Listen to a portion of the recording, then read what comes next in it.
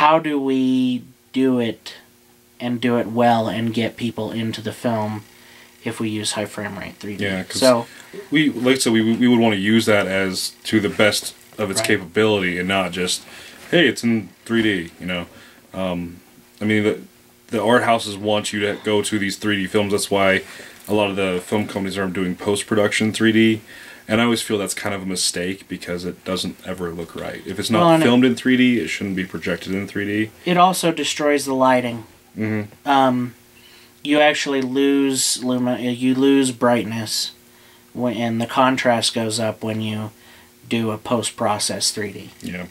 So that's for sure something we will not be doing. If we're going to do 3D, it'll be filmed in 3D. Well, and realistically, almost every film, every 3D film, whether it's shot in 3D or it's processed in 3D, has processing in it, because 3D is a very difficult thing to do, and a lot of things can screw it up.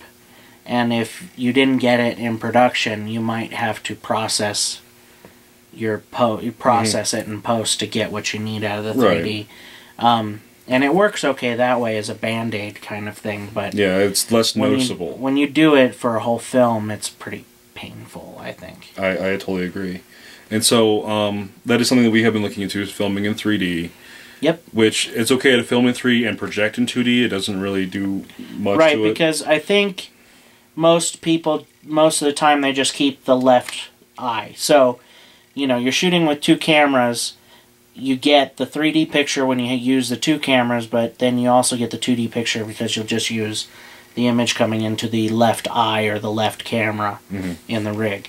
Which is fine, because when you're using one rig, that's pretty much what you're doing. Right. The second one's set at a certain angle to create that 3D effect.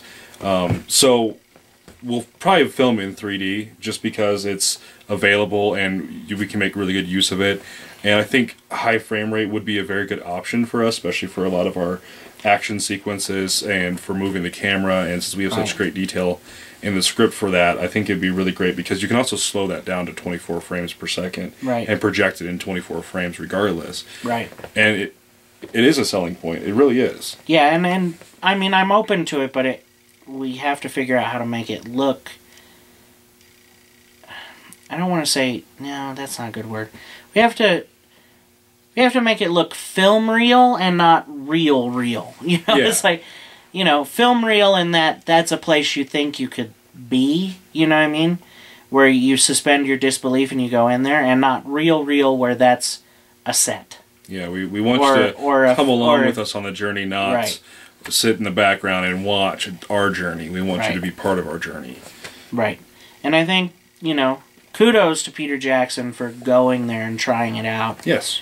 I kind of want to see The Hobbit again in 2D, but I don't know if I liked it enough to pay again to see in theaters. I might wait for cable, but I do, you know, kudos to him, and I think there's a lot of potential. I think it shows a lot of potential, because there's shots in there that I don't think you pull off as well without the high frame rate. Yeah, I completely agree with you.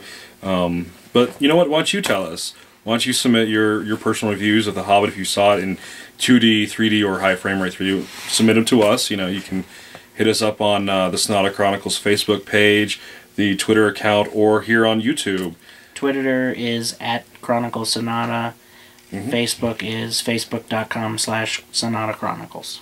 Yep, and let us know how you felt about The Hobbit, about the 3D, or just in 3D in general. Just, you know, did we give you good information? You know, just give us some feedback. And correct us. I'm not a camera guy. It's been a while since I've taken a camera course or a lighting course. You know, if we need some correcting, let us know, and you know, start the discussion. It's always good to hear new things. But you know, that's the best of my understanding of how it works. Yeah, and tell us whether or not you'd want to see our film in high frame rate 3D or just regular 3D or 2D.